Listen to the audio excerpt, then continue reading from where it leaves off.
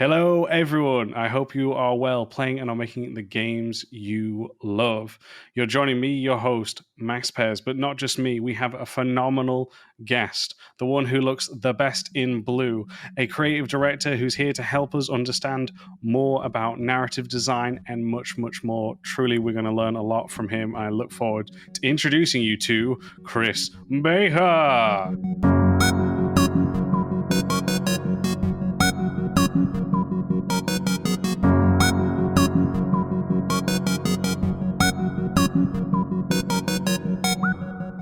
How are you doing, sir? Wow, how did you know my fashion sense there, Max? I don't want to, brag or sound like a stalker, but I just know. Wow. No, it's a pleasure to be here. Yeah, thanks for inviting me. Yeah, like I was telling you before offline, it's a little intimidating to be like in the presence of the one of the designers, one of the biggest games of we'll say of the decade. That's not an exaggeration since the decade's still pretty young, but definitely definitely of the year, absolutely. I appreciate it, mate. Yeah, no, it's a funny one because by the time we're recording this, everyone Cyberpunk's released for I think like 5 days now. I want to say so. It's been a roller coaster of a week, but thank you so much, mate. And it's honestly a pleasure to have you on here, mate. Honestly, I think it's we've been chatting a bit off air. I think it's been just really fun to hear your story and your kind of like thoughts on different elements of design. And I'm just looking forward to picking your brain, mate. Honestly, Yeah, I'm happy to answer your questions. brilliant. I'm going to turn the spotlight on to 10 then, mate, and really pick the brain. Say how's your day going so far, anyway, mate? Before we get into it Uh, all. Day's going pretty good. I'm actually working on a new unannounced game right now that I'll probably tell you about sometime next year, Ooh. I think. But yeah, for right now, I can just tell you that I'm working very hard on it and you know, trying to put together a pretty cool story for it. Awesome, man. That's great to hear. And I'm looking forward to hearing. I won't press anymore just for obviously legal reasons. None of us want to get sued if we get then into that. But first, let's have a quick word from today's sponsor. Today's sponsor is none other than me. What I've done, everyone, and I hope you're excited for this, is I've actually created a level design kind of store. What I've done in this store is put up different kinds of tips and tricks that you can find there, whether that be my actual ebook itself, to that of level design pamphlets focused on different things such as traversal, stealth, breaking into the industry, as well as different talks that I have done which you cannot find anywhere else other than on this store. So if you are looking to improve on your level design skills and processes, then check out the Level Design Store, which will be down in the description below, where there'll be a link to find this. All you need to do is head over to gumroad.com/level design lobby. I hope you like what you see, and I look forward to hearing your thoughts. Thank you, and now back to the show. But I guess my first question is, for those who don't know about you and kind of your role, do you want to give an introduction to yourself, mate? Sure. Yeah. Name's Chris Baker. I'm a creative director at Zen Studios. I've been in the industry since about the year 2000, and I've had a lot of different types of roles. I actually started out in the press. I was at the official US PlayStation magazine till about the end of 2004, from 2000 to 2004. So basically the PS2 era. So that got my foot in the door. And, since then I've been like fascinated by the industry itself and have wanted to sort of experience different parts of it. So from there, I actually went to the other side of the coin and went to PR at LucasArts for about 3 years. This was the Lego Star Wars 2, Star Wars Battlefront 2, first Star Wars Battlefront 2. Thrillville was one of our non-Star Wars games. I think Lego Indiana Jones 2 was in the works. Some fun stuff in those days. But from there, while I was there, I kind of got the idea that, I'd really like to be like closer to the action and making games. And a former producer there at LucasArts, who I think he works for Google now for state Stadia stuff, named Justin Lambros. He was like, I've got this position at Marvel Games, which isn't exactly like pure game development, but it gets you there closer. It lets you get your hands in on a lot of projects, and it's Marvel. We haven't quite put out Iron Man yet. We're not super huge Marvel. We're just huge Marvel now. And I was always a huge Marvel fan, just like I was always a huge Star Wars fan. So that was a pretty easy sell. And I was at Marvel Games for about 7 years, worked on quite a few Activision Spider-Man games like Web of Shadows, Shattered Dimensions, Edge of Time, and Marvel vs. Capcom 3, the first Lego Marvel game, and Marvel Pinball, where I worked with Zen Studios, and which is where I am today. And while I was there, is actually, I did help to kind of design some of the Marvel pinball tables that are still selling well today. I think we'll talk about later, like Zen is really known for our pinball games. So yeah, after Marvel, I actually went back into PR for a little bit at Gazillion and worked on Marvel Heroes, which is no longer with us, unfortunately. I dabbled in market research for a little bit, but eventually I just found my way back to working with kind of like on a consultant level with Zen Studios. And then they were like, we could really use somebody who has like a really good kind of grasp of like what makes a good video game, and would want to work on a lot of our projects that are not pinball, because there's a lot of people don't realize we have a lot of stuff that isn't pinball there. And I got to a glimpse at some of the stuff that was in production. I was like, this is really cool. So yeah, like, how can I turn that down? And so now I find myself a creative director at Zen Studios, where I've been for about 2.5 years now. Congratulations, mate. This has been one heck of a path, and that's something I want to ask. Yeah, it's pretty unique. Yeah, definitely. And very fortunate. I'm incredibly fortunate in the path that I've taken. I don't take that for granted at all. Hey, mate, you worked hard as well, and we can't ever put it down to just stumbling in the right door. So you worked hard too, mate. And I wanted to ask, because so many people, especially someone who listen to the podcast, always wonder about like changing careers, and they're nervous about it. They're not sure it can be done, but you are very much proof of that. I guess the main question is, how did you go about trying to go from your different roles in the industry? How did you prepare? Starting in press was actually a huge advantage, because just as part of the job, you meet a lot of people. So that's a huge foot in the door that I'm sure, definitely gave me an advantage that a lot of people listening to this probably don't have, unfortunately. But, I think it does say that, you do want to meet as many people as you can. You want to, always try to be on good terms with as many people as you can. Don't let egos get in the way.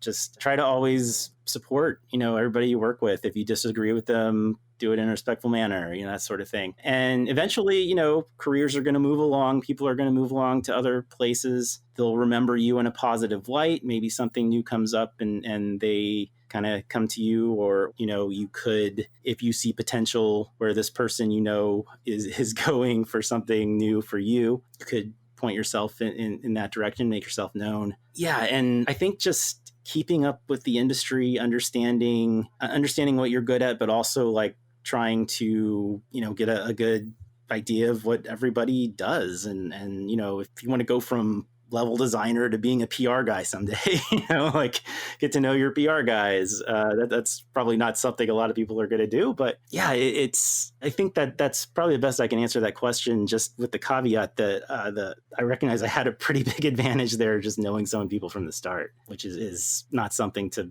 be overlooked. I think that's such a huge thing. Like I've mentioned on the show multiple times about networking, but again, just how, like you said, you never know. And you mentioned earlier about egos, and egos can just be a career killer. Like just more than people realize sometimes. Like I'm not mentioning any names or anything, but I did see someone who unfortunately let the ego and this competitive side of his ego go too far, and it cost him his role. And I've seen people at school who had egos and thought they were the best, and never got a job because of that. So it is something to be very, very mindful, because especially as you get better at, say, a certain element of the craft, or like say for example you get like into a higher role like yourself, mate, like you just see it dominate some people, and it is something just to check at the door, because it's not worth it at all, in my opinion. Sure. Yeah. And two, like if you're working for somebody and, you do your job well, there's a chance 10, 15 years down the line, they could be working for you.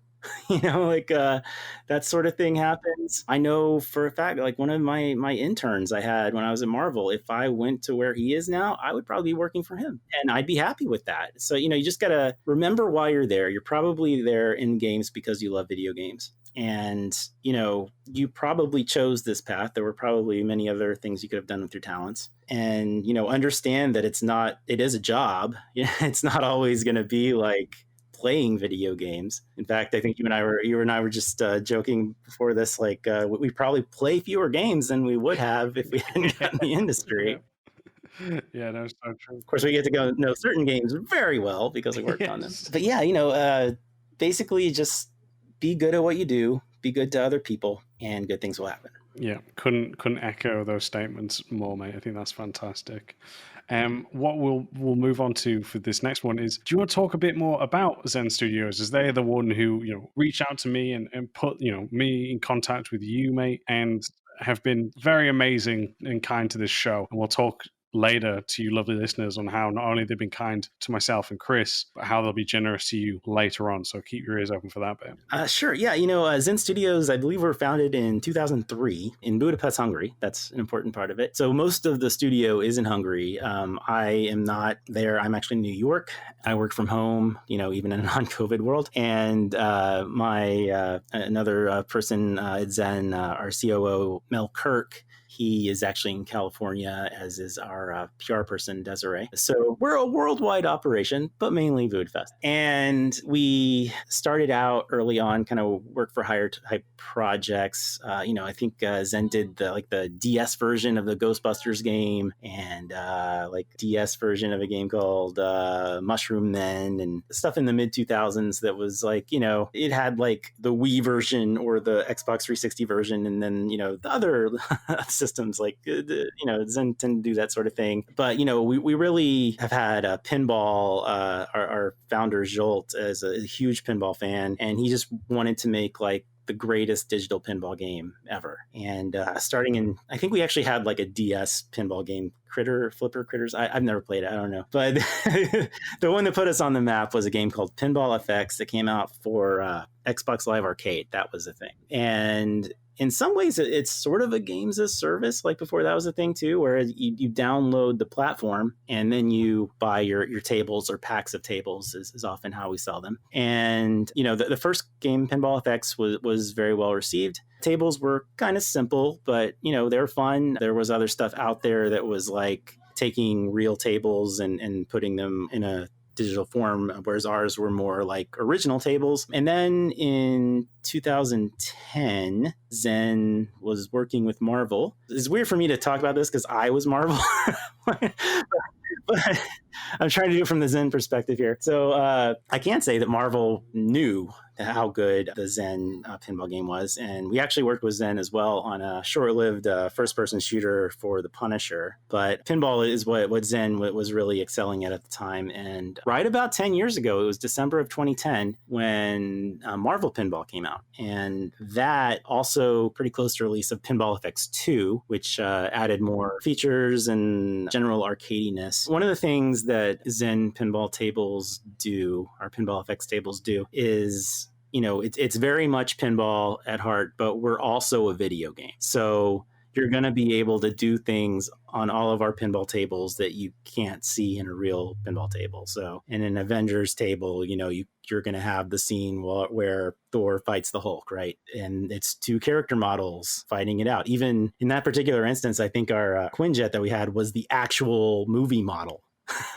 So we actually took like a movie asset, and you have to, it's not like 100% the same asset because it's just too big to fit into the Xbox 360 game. So yeah, our pinball games are very much video games as well. It's a perfect fit for Marvel. The Marvel pinball tables came out. There were 4 of them at the time. I think there's in the low 20s of them now. Somewhere, it's been a few years since we've done one even, but there was Marvel Pinball, then there was Star Wars Pinball starting in 2013. We've done 19 tables of that. Well, we actually just announced The Mandalorian, so that'll be our 20th table. That's pretty sweet. So yeah, people have really come to know us for pinball, which we are very good at and we do well. And then we do these other games too. Castle Storm was a pretty big-ish hit, for us around, I think it was 13 or 14. We put that out. A game called Kick Beat that's kind of like a music rhythm game. And then, in recent years, we've had Operencia, which is a game that I worked on. We did a Castle Storm 2 recently, and a game called Dreadnautical. It's like a tactical RPG. We've got a lot of love for RPGs lately, actually. So yeah, I think that's kind of the quick story of Zen Studios. No, man, that was brilliant. And we do. Yeah, no, it's amazing there. And you obviously did a perfect transition into my next set of questions, which is more based on these RPG kind of titles that you've been working on, mate, because I'd love to pick your brain on them. Sure. As a lover of RPGs myself. At Level Design Lobby, we believe everybody has a story to tell. Hobbyist or student, freelancer or veteran, we made it our mission to unite those who share our passion for creating and developing great games. Thanks to our generous Patreon backers, we've been able to do just that. So if you've already pledged your support, thank you. If not, you too can ensure the future of Level Design Lobby, helping us to create even more exciting content, collaborations, interviews, and much more. With awesome perks and rewards, whether you're a seasoned professional or just getting started, you're sure to find something for you. Want to share tips, tricks, and advice with passionate, like-minded developers? Our awesome community Discord has you covered. Fancy practicing your level design, creating strong portfolio content, and having fun? Then try our level design weekends. Or perhaps you want to individually discuss your work, hone your skills, or level up your career? Then consider our one-on-one mentorships. If you share our vision, then go to patreon.com/Level Design Lobby for more information and to pledge your support. Thank you. And, this to me is always the most interesting part of RPGs, is, yourself, is like you meet such fascinating characters who you sometimes can befriend, sometimes turn into your enemies. And it has, such an array of impacts on the story and the journey that the players take. And I wanted to ask with Operencia, because what I saw with this game is you obviously meet interesting characters, but it was the banter with them that made it feel so kind of enjoyable having them at your side. So what I guess is your tips, and how did you find creating these characters to help the player, get invested in them? Sure. So just to start out, the general goal of Operencia as a game was, it's a first-person dungeon crawler along the lines of Wizardry, Bard's Tale, Eye of the Beholder. There just aren't that many of those these days. You have stuff like Grimrock, some other things like that. But, we wanted to do like an old school turn-based, the kind of game you used to whip out graph paper for and make your own maps and that sort of thing. But we wanted to modernize it too. So, it's like an Unreal 4 engine, and it's got voice acting and that sort of stuff too. So that was like the basic idea. Oh, and also a very important part was the being in Hungary, our developers are kind of privy to a bunch of fairy tales, folk tales that a lot of the rest of the world just doesn't know. So kind of the vision was to make like maps based on these stories that, a lot of our developers grew up with that people like me had never heard before. So when I came onto the project, like I said, like I saw some of the stuff they were working on. I was like, wow, this is really cool. I want to be part of this. A lot of this game was, a lot of it was like the maps were basically designed. The basic idea of the character designs were there. The kind of archetypes were there. So it was my job to kind of take these cool looking characters and, give them personalities, give them backstories, that sort of thing. So what I did was I kind of looked at stuff like, are you familiar with Fables? Gamers often know it as The Wolf Among Us. Yes. Stuff like that like takes a bunch of different fairy tales, throws them all into one world. Shrek is the same thing, right? It takes all these fairy tales, gives them one universe. So that's kind of the overarching original like idea that I wanted to do, to just like unite everything, make them all related, because they kind of were before, but I don't think to the extent that we were doing there. So you're going to find like a lot of the characters have fairly in-depth backstories, that you'll save at a campfire And when you get to the campfire, very often like a conversation breaks out. You can skip it if you want. I don't want you to do that because I wrote it. But if you stick around, it's not typically essential plot information you'll get at the fire stops. It's like character stuff and just like friendly banter. Maybe they'll actually tell the story of one of these folktales. So, and we also like incorporated like some elements of actual historical characters that often were larger in life, such as Attila the Hun is a major character from that region, and he's legendary in status. So he's basically one of the kind of driving forces behind the entire game, just like, his name's Attila, and he's basically did what Attila the Hun did, but in a very heroic way. Because depending on who you ask, Attila the Hun was either a great military person, either that, or he's a terrible, like one of the worst people in history who just killed everybody. And depending on, we have the heroic version of our game. When from that perspective, yeah. Yeah. Not that he wasn't ruthlessly killing people in our story. So I took all these characters that we had, I think is really cool character art for. They were typically known as warrior, bandit, very generic, archetype names. So, in my research of all these kind of folktales and everything, I would come across, actually, the funny thing is a lot of those stories like didn't have names. It was like a knight went on an adventure, and then the knight met princess, and then that's as specific as it gets. So in the rare instance you did see a name, it would really stand out. For example, there's a story of an older knight named Mazet, and the knight you meet in this game is Mazet in his younger years. And of course, kind of pulling a Fables where they take the character Jack and they make like Jack be nimble the same as Jack and the Beanstalk Jack, and there's other Jacks too, and they're all the same Jack. If I saw a story with a knight, then knight became Mazet, like another adventure of his. And there's a story kind of like that old Poe tale, the Cask of Amontillado. I might be mispronouncing that, where the guy gets encased in bricks. There's a story just like that. And so that's kind of, if you get Mazet's backstory, that's from Hungarian legend, So, we didn't have like these like fireside chats baked into things at first, but, we had like, cutscene goes here and that sort of thing. But originally, the original vision wasn't to have that much speech in it at all, and to have more, like a wizardry where you're just walking around and doing fun stuff, which on its own, I can say from playing it was fun. But as a fan of RPGs, I think I wanted to throw more kind of 16-bit Final Fantasy in there, where you do get characters who talk to each other and banter back and forth. So because a lot of the game was already like laid out, and by the way, like almost never had bugs, which amazes me. That is like, incredible. That is incredible. And somehow they did that. I don't know how they did that, but it never had bugs. So, I would just be like, hey guys, can you just like record yourselves playing through this level as a normal person would and send me that video? And then I'm going to take that video, and like when something major happens, I'm going to have this character say something to this character. Maybe even just something innocuous happens, but like, it brings a little more life to the world. It gives these characters a little more personality. So, it's kind of like in comic books, there's something Stan Lee and Jack Kirby used to do, which became known as the Marvel method. And Stan Lee would go to Jack Kirby and he'd be like, so this is what we want to do. We want to have Spider-Man fight the Green Goblin here. Then he's going to go out with Gwen Stacy here. And then, at the end, he's going to be Green Goblin, and, a little more laid out than that. But so Jack Kirby would be like, okay, I'll draw that. So he draws the whole comic book, and then Stan Lee comes back in and just, fills in the dialogue. And sometimes he's like surprised by some of the stuff Kirby does, and and he's like, oh, okay, well, that's cool, I'll make a little adjustment.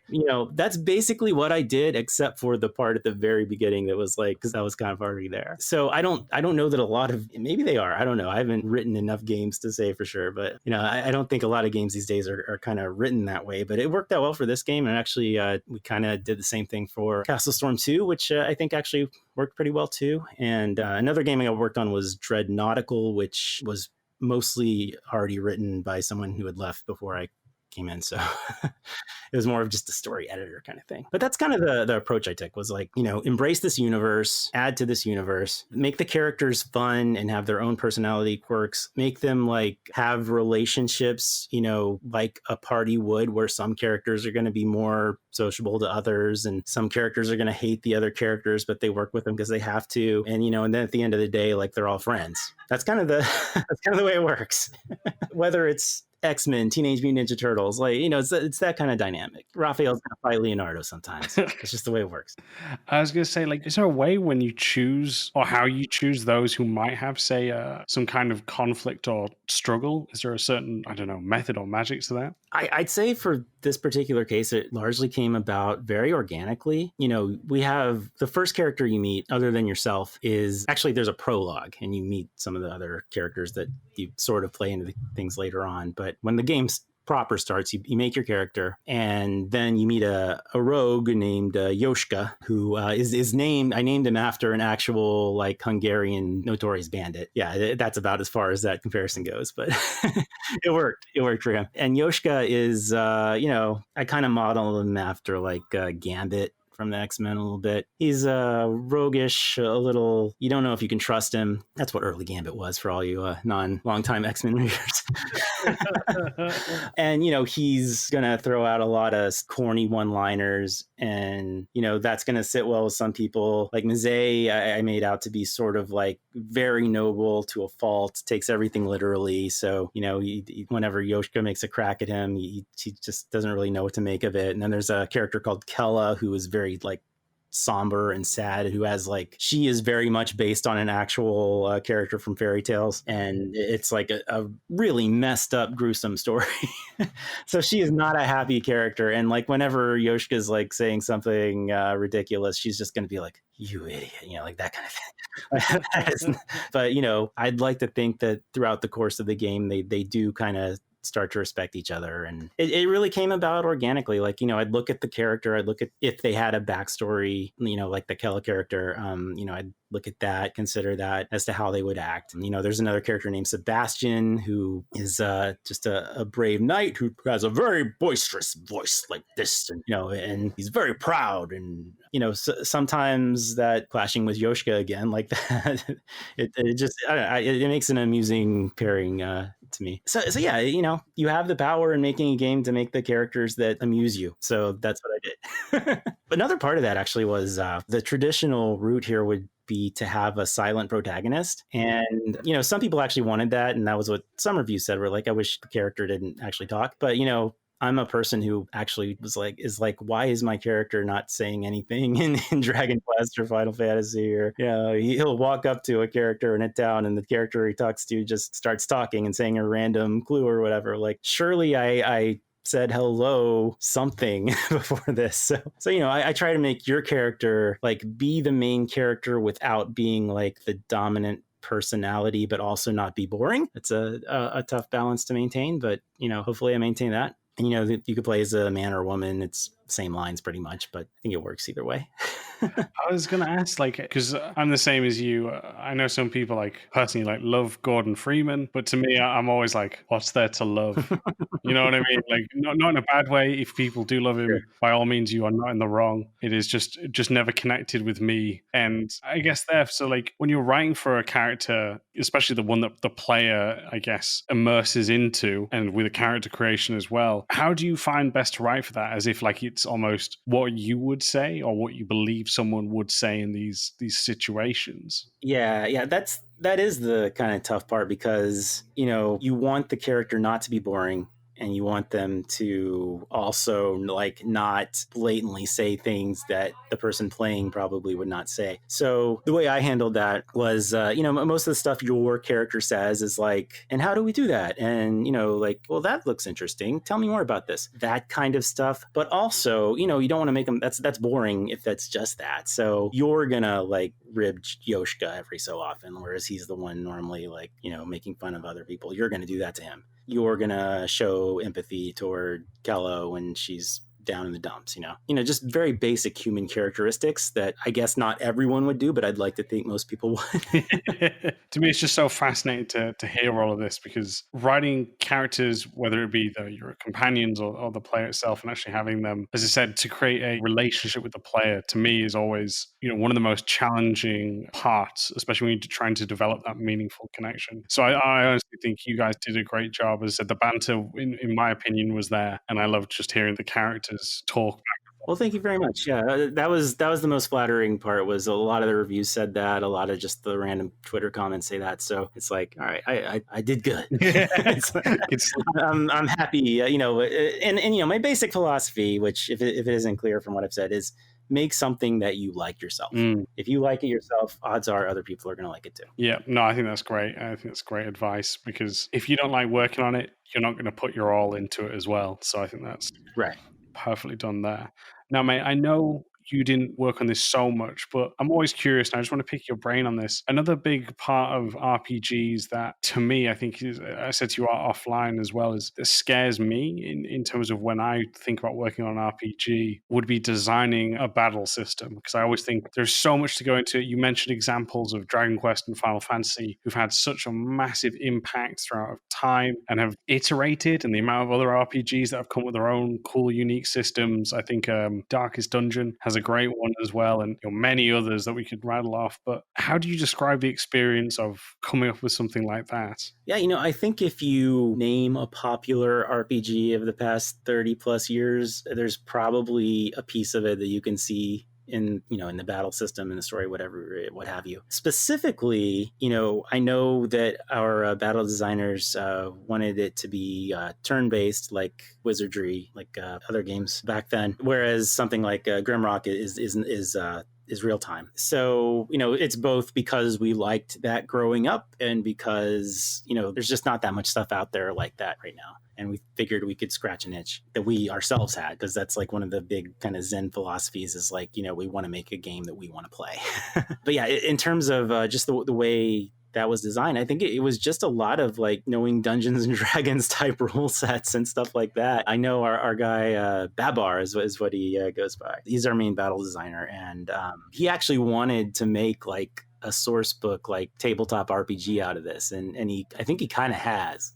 In his spare time. Actually, we have out there on the internet somewhere, we have like character sheets that would go into a book like that. So he's just like hardcore into this anyway. So this is just like being able to make a game like this is just like, a kid at Infinite Recess. Just a kid at play, just doing what he loves. And, I think that kind of shines through. Very much so. I think very much so. And I want to move on to Castle Storm 2. You'd spoken about a little bit earlier. And I just say I love the art style, the hexagonal kind of open world. I think it's absolutely beautiful, honestly. Like, just really liked the overall look to that, mate. So congratulations to your team on that. I wanted to ask, what inspired that kind of the style of the open world, those hexagonal kind of plates? What was that inspired those pieces? Yeah, well, there was, we had Castle Storm, which I briefly referred to earlier, and that was a pretty big hit for us. We had a mobile version as well, so I think something like 2 to 3 million people had, at least to some extent, had played Castle Storm. So, we wanted to take that formula, which did not involve any of that hexagonal stuff at all. The game itself is very much like kind of a mishmash of genres. So we've got like, just imagine a castle on the left and a castle on the right, and they're shooting stuff at each other and they're sending troops at each other. So it mixes stuff like Angry Birds kind of projectile combat with real-time strategy, with hack and slash, because you can go in there and take a character and actually do the damage yourself. So it's a very unique game. If you want to check it out, just look up Castle Storm on YouTube. It should come right up.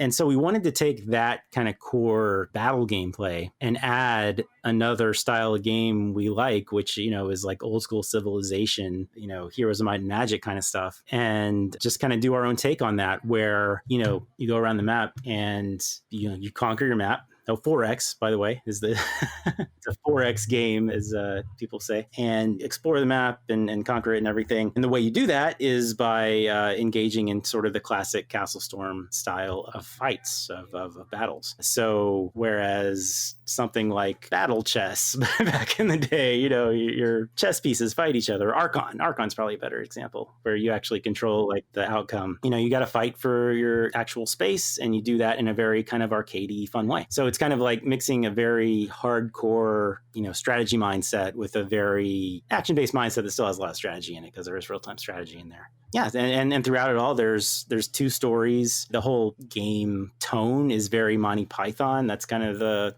inspiration there, so it doesn't take itself too seriously. And we have two campaigns. One is from the perspective of the kingdom, which is just like your traditional knights in shining armor and sorceresses and human fantasy characters. And then we have an undead campaign, which is you're a vampire princess as your main protagonist there, and you're summoning demons and skeletons and army of darkness kind of characters on that side. So yeah, both sides they're really fun to write, and I'd like to think that there's some pretty fun personalities in there too. Awesome. No, I've taken on the Monty Python, or you referenced that. I think you can feel that in there. So again, I think it's got not only with its art style, but how it all plays together. It's got a very kind of I guess tongue-in-cheek I'm kind of looking for, playful style, I think is the correct way I want. Yeah, like Sir Gavin is a knight who's the protagonist in our Kingdom campaign, and he's very much like your proud hero who's out to be a hero, and kind of like recent Thor, like since Thor Ragnarok Thor, kind of along that. The Tick was a big influence for me there. He's always out to do what he feels a hero should do, and sometimes that's not maybe the right thing to do. Man, the Tick, what a great reference. I haven't seen read that in age. I love the Tick, man. I love the Tick. There are so many different iterations of that, and they're always great, whatever they are. Yeah, it's always good fun. You just reminded me. It's like, wow, it's a blast from the past. God, I can't remember when someone mentioned it, but no, it's great. I guess my kind of last few questions for you, mate, are kind of related to your role within Zen Studio as a creative director. I was going to ask, do you want to give kind of a bit of a description of what a creative director is for those who might not know? Yeah, I think the definition might vary from company to company, but overall, the creative director is the one who directs creatively. A lot of hey, should we do this or should we do this? The creative director is going to get the final say on that. Or if you're a good creative director, you will hear people out and say no, if they disagree, take that seriously. But me personally, and a lot of times the creative director is there the whole time, and they're at the beginning for the vision of the game. So far, I'm actually kind of at that right now with a certain project, but most of the projects I've come into have been halfway through production, so almost been more of a creative consultant in some ways who does the writing. So our job is just to make sure that everything, all the assets going into the game, are really cool. We got a cool story, we got great looking characters, our environments are coming up. Basically anything that looks like something or that you hear that needs to be created goes through a creative director. It's a little challenging on my end, just being so far away from everybody, because I am working from home in New York every day. And, I get a good 3 hours or so to work with the Hungarian team if I can touch base with them. And, we talk through whatever stage we're at on a given project. And, me specifically, I am working on, to some degree, on pretty much everything at the studio. Not really pinball so much, although I do kind of dabble in the marketing stuff for that. And, I guess I do contribute feedback for new concepts and that sort of thing. So I actually don't know how similar that is to other creative directors in the industry. I have a feeling it's kind of a unique version of that job. But, you got someone like my friend Brian Intihar at Insomniac, who is very much focused on Spider-Man. I assume he's working on Spider-Man 2 right now. I don't know. But, he was there from the very beginning on the PS4 game. And, he saw it through. I saw him tweeting on weekends he was playing it. So, I'm not that probably hardcore as he is in his day-to-day on the game itself. But a lot of creative directors are. So I think it kind of depends on where you are. No, man, I think that's great in a way of saying each one's different. Yeah, your uniqueness of being so many thousands of miles away. Yeah, right. For sure, probably, and time difference possesses its own unique set of challenges for that, mate. So no, I guess we'll kind of wrap this one up, mate. Honestly, just thank you for coming on first and foremost. This has been an absolute great episode. I've really had fun chatting with you, and hopefully when you get to talk about your new project, I'd love for to be able to chat with you on here, mate. So yeah, it's a unique one. I'll say that right now. It's a unique one. I'm really looking forward to it. Nothing else quite like it out there. Now, no pressure on yourself now, mate. No pressure. Well, gameplay maybe gameplay, but like premise, pretty confident no one's going to come up with this between them. Awesome, mate. No, I'm super Yeah. excited.